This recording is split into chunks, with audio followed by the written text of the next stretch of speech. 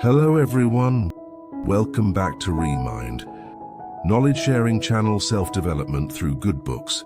This week, I want to share with you an incredibly valuable book. Introduction. Maturity isn't about conquering adversity, but about learning to embrace every pain within it. This profound insight from existential philosopher Albert Camus reminds you and me that we must imagine Sisyphus happy, even though this god was punished to push a boulder to the mountain's peak only to watch it roll back down, starting over eternally. In that utter despair, Sisyphus could still remain calm and steadfast on his endless journey. We must recognize that this isn't mere resignation, but a reconciliation with the paradox of existence. For true maturity arrives in the moment you see the raw truth. Life is filled with countless contradictions and unwanted turns. The rejections, the moments of being unseen, the mismatched relationships, the shattering losses, or the sudden upheavals, like that boulder tumbling just as it reaches the summit. You feel the agony, the confusion, perhaps even draining your tears and screaming against it. Yet you can choose to accept this pain as an essential part of your path, living with it consciously. As Eastern philosophy teaches, human life is like a green tea leaf. Only by enduring boiling water and merging into it does it release its fragrance. When you stop demanding the world conform to your will, when you fully embrace the pains, you discover genuine freedom within the very imperfections themselves. Jane Eyre by the renowned English author Charlotte Brontë. Reading this book, you'll understand that a truly mature person isn't one who clears every obstacle in life, but one who knows how to accept all suffering when things go against their desires. But how do you know if you're accepting positively or just enduring negatively in delusion? How do you live amid boiling water, yet still bloom with fragrance for the world? Jane Eyre reveals 3 inner wisdoms to fully embrace suffering, guiding you toward genuine maturity and a life of freedom where you create happiness amid the imperfections themselves. And now I invite you all to listen closely. Part 1. Embracing suffering fully begins with the wisdom of self-respect. A plague in France claimed the lives of Jane Eyre's parents. The 13-year-old girl was orphaned and taken in by her uncle. But tragedy struck harder. A year later, the only uncle who loved her died of illness. Life had stolen Jane's last ray of light. From then on, she was bullied in her own uncle's mansion. Her cruel, aggressive cousin tormented her relentlessly, while her aunt always sided with her son, viewing Jane as a thorn in her side. Jane often hid in corners to escape her cousin's vicious pursuits. Every time he approached, her body tensed in fear. Jane tried to be careful in every detail, yet her aunt still beat and scolded her all day. Once, after her cousin struck her head until it bled, the girl fought back. But her aunt, without reason, locked her in a room rumored to be haunted. The child screamed and begged to be let out until she fainted, but the aunt showed no mercy, keeping the door bolted shut. In that mansion, even the servants could curse her freely. Jane lived like a timid mouse, enduring daily injustice and ruthless emotional abuse. The servants advised Jane, "Don't think living here makes you one of them. Learn to obey and submit, and life will be easier." But Jane refused. That terrifying moment in the room awakened a deep realization. All this misery stemmed simply from not belonging here. Instead of self-blame or despair, Jane saw the injustice around her wasn't her fault. She understood that suffering doesn't define human worth. She deserved kindness.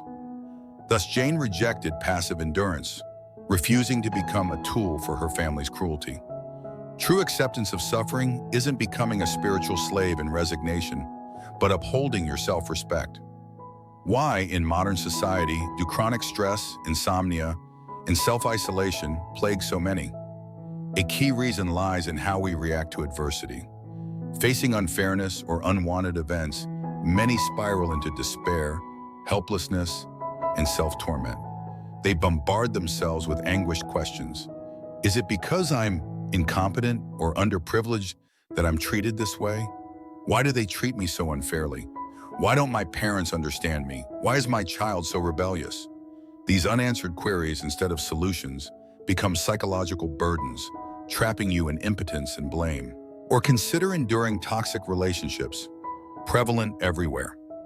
A woman abused by her husband stays, thinking children need a father or a complete family, or fearing divorce as personal failure. She gradually loses self-respect, living in fear and dependence. Then there are the young women and men sacrificing themselves for demanding, controlling partners just to cling to familiarity. Or those fleeing past failures in career or love, numbing with cigarettes, alcohol, all-night gaming, or endless shopping to forget the pain. Yet they don't realize they're like a climber stuck in a blizzard, too scared to advance for fear of falling, too stubborn to retreat. They miss that embracing suffering isn't lying down to die, but bravely unraveling the chains you've bound yourself with. Many of us have been like Jane, locked in a dark room. We all have unique fears and pains, but Jane chose to rise, while so many out there are slowly silencing their heart's cries. Nietzsche warned, "He who fights with monsters should look to it that he himself does not become a monster." If, due to uncontrollable events or unchangeable people and circumstances, you choose helplessness, allowing harm to continue, letting your heart shatter endlessly, it's like self-destructing your own life. Dear friend, know this: suffering cannot define or dictate your life. How you face it shapes who you are. Like a river unable to stop boulders but curving to flow onward, let adversity forge you into resilience. Not a silent spiritual slave enduring in darkness.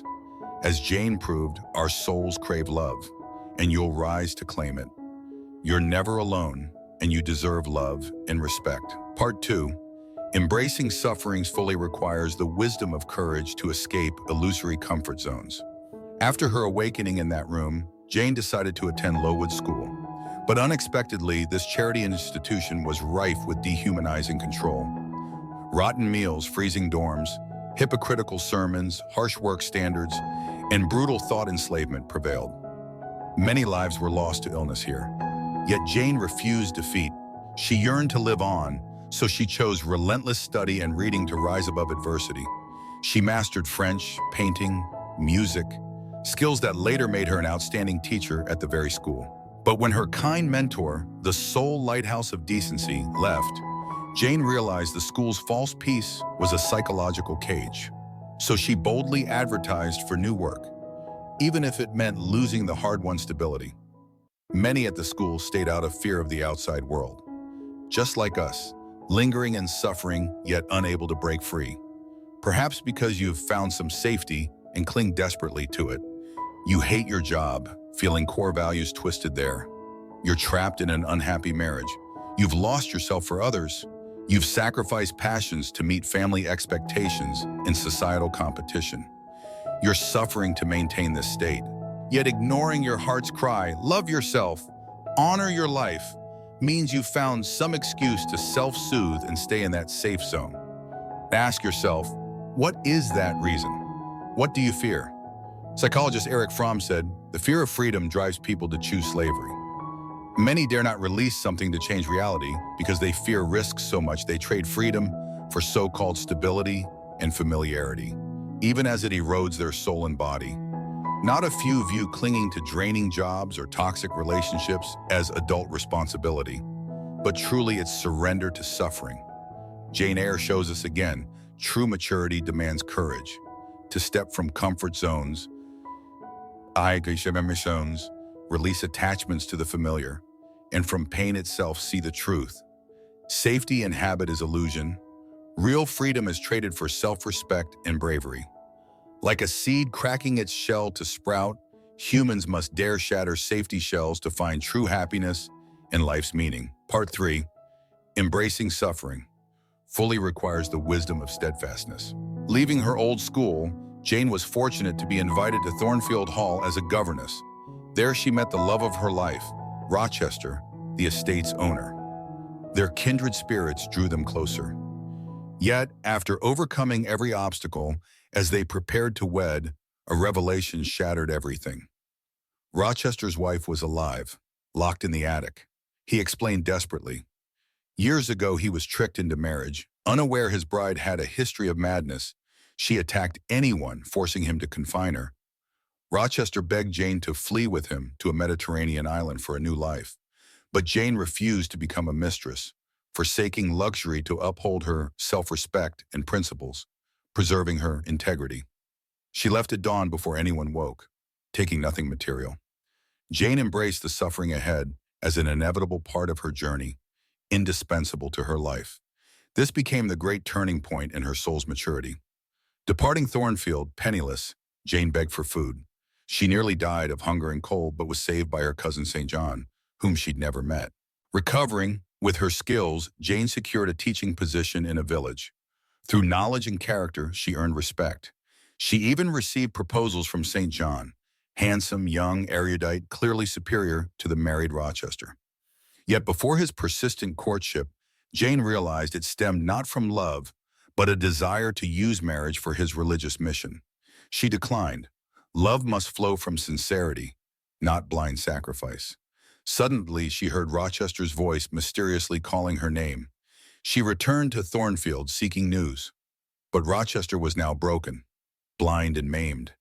His hall was ruins. His mad wife had set fire and died.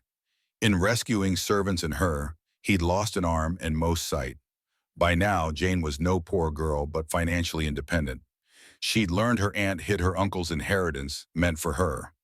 Seeing her beloved diminished and impoverished, Jane felt no arrogance, scorn, fear, or regret for rejecting St. John. Instead, a warm, peaceful love bloomed. She knew she wanted to be his pillar. Reflecting on Jane's half-life, we see, in any circumstance, she accepts suffering as essential, not crumbling or fleeing, but transforming it into strength for true happiness. This stems not just from iron self-respect, self-love, or readiness to release, but from the wisdom of steadfastness. No regrets for the past, no anxiety for the future. Abandoning her uncle's estate, with food and clothes but soul-crushing, she regretted not a second. 6 grueling years at harsh Lowood, building career and life through thorns, she released that false stability, unafraid of uncertain tomorrows. Learning her fiancé was married, no frenzy or regret for given love. Instead, sober assessment, empathy for Rochester's helplessness. Though release meant poverty and unknown fate, she didn't stay from worry. At journey's end, facing a flawed, poor beloved, no regret rejecting a perfect marriage with her cousin. Despite Rochester's blindness and poverty, she chose him, not from duty but heartfelt sincerity above practicality. And miracle unfolded. Rochester regained sight in one eye, beholding their child. Jane's path teaches, maturity isn't dodging mistakes, but living fully, owning choices without regret or future fear. Each step, her absolute steadfastness to core values. First, forsaking material for self-respect and self-love. Second, choosing change and learning over endurance. Next, releasing what's held for conscience. Finally, embracing adversity for true self-living. Jane said, the more solitary, friendless, unsupported I am, the more I must respect myself. If unavoidable, learn acceptance. Failing to accept what fate demands is weakness and delusion. Jane's steadfastness isn't rigidity, but wisdom of clarity. True maturity comes when we awaken by heart truth. Conclusion. To you, those suffering in your own adversities out there. As kids watching Jane Eyre, we saw a fairy tale romance with happy ending. But now, weathered by life's roads, rereading reveals an enlightenment guide for maturity and serenity, embracing and coexisting with pain. Facing adversity, we're told, overcome it. But does that subtly make us eager to extinguish or flee all suffering? Seeking to destroy or avoid only leads from one pain to another. Jane Eyre, that tiny girl fate battered, illuminates a wiser path. Maturity isn't vanquishing pain, but bravely conversing with it. From my own reflections, a final counsel. When pain surges in your chest, close your eyes, breathe deeply, and whisper, I know this pain is indispensable to my journey. I'd accept this feeling and thank it for arriving.